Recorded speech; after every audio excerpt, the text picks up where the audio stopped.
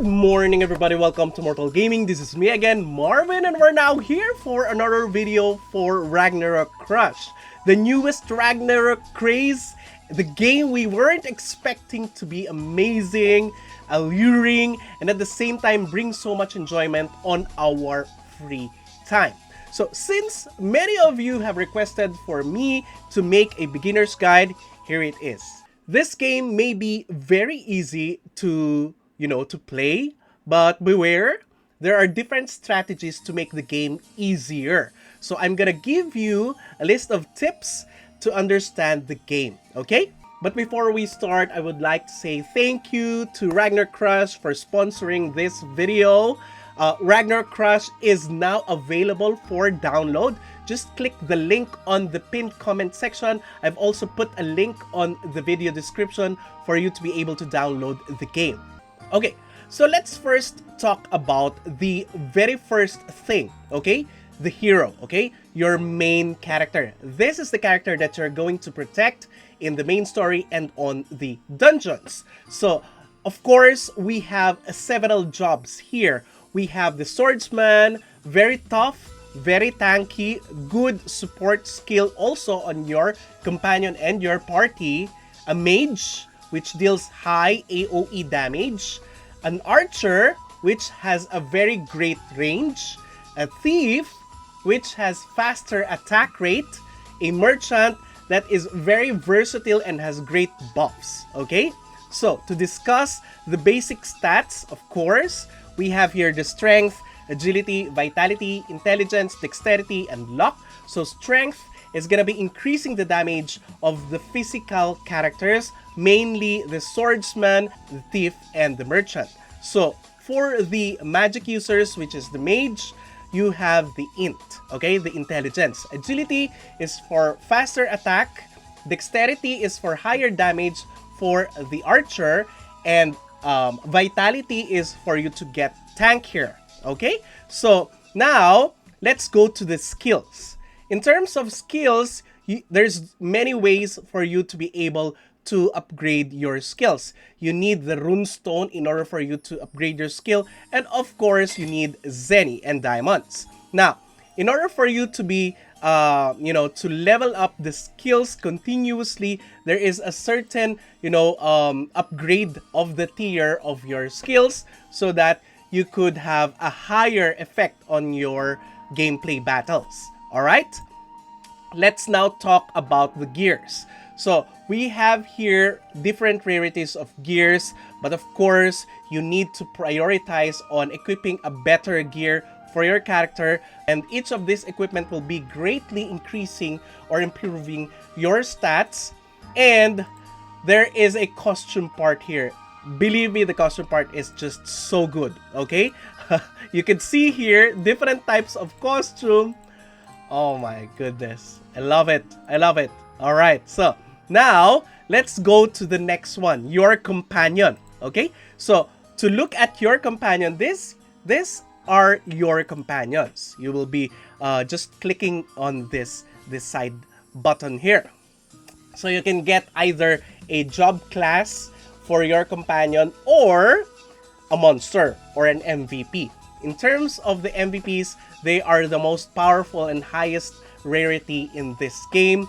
And in terms of the highest rarity in terms of the job class, it is on the advanced transcended job class. For example, the high wizard, the snipers, etc. Okay, so these are the ones that you would be wanting to focus after your hero, because they will be helping you in defeating enemies that will attack on the main story and on dungeons. Okay, so basically you have to pick the top 4 companions in each of the gameplay. Okay, so in terms of my companions, I have already picked the Moonlight, the Drake, the Orc Lord, and the Hunter. Alright, so we have different elements here. As you can see, we have the earth, the water, fire, and wind.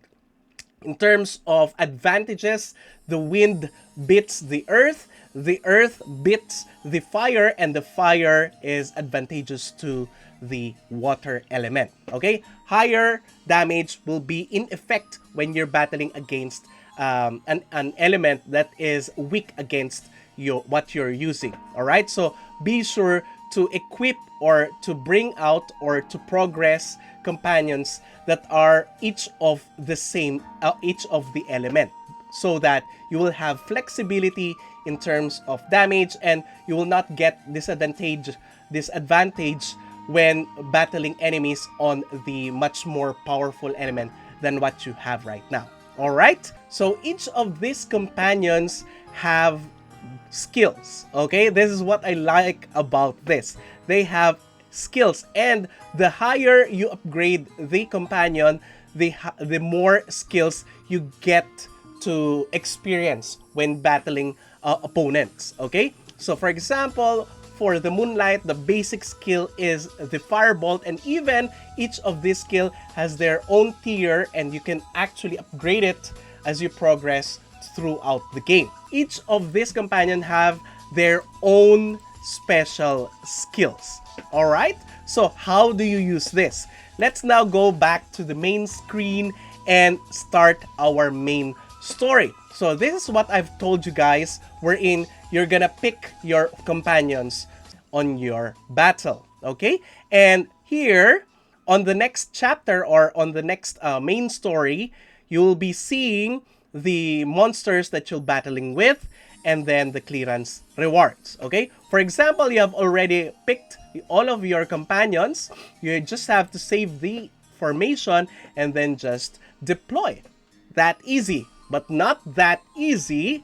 Here is what we will be doing. Okay, so at first you'll be given a chance to draw a card from a chest. Okay, so I'm gonna be choosing the Moonlight, and then there's a chance for you to combine and get a crush. Okay, so every time that you consecutively combine in one attempt different types of companion here, you will highlight the letters on the crush for each of the consecutive combinations. So in this case, I have successfully combined 2 times. That's the reason why I got the C and the R highlighted here, and that will be giving me more moves or steps on this battle. Okay, so let's just take this one. Look at that. We got 2 more additional moves on our battle. Okay, so what you have to do is simply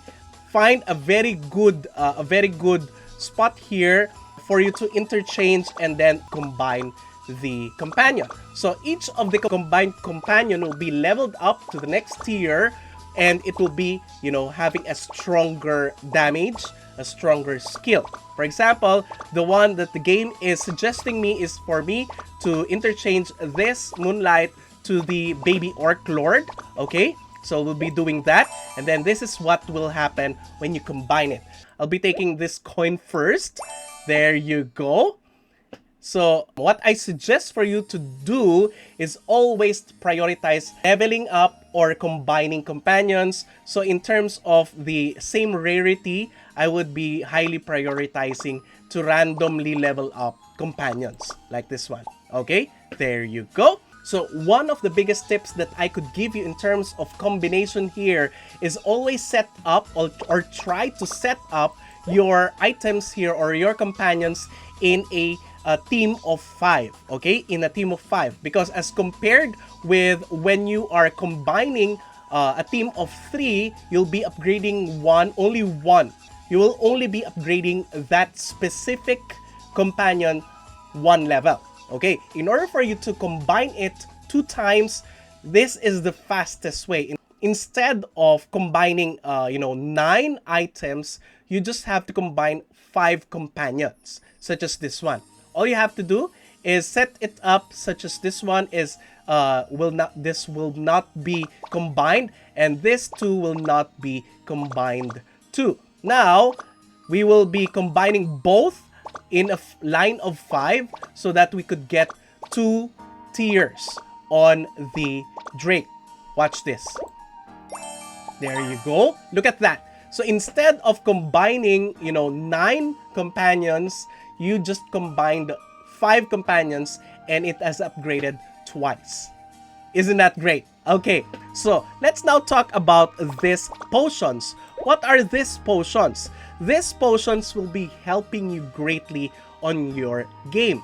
And I suggest for you to use, for example, this reset potion if you cannot find any good turns in your fight as of the moment. Now, this one, I only use the swap potion when I'm so close to the max tier of one companion, but the 3 to be combined on that tier is very far from each other. So that's the only time that I use that swap potion. The next one is the movement potion.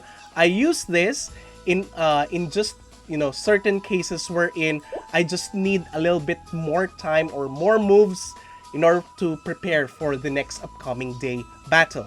And the last one would be the synthesis potion. This, in my opinion, this is the most powerful potion in this game, particularly if you have already upgraded a ton of high tier and you just need a couple more in order for you to upgrade it to the max tier. This one has helped me numerous times already. But sadly, you can only use potions 3 times for each of the potion. Alright?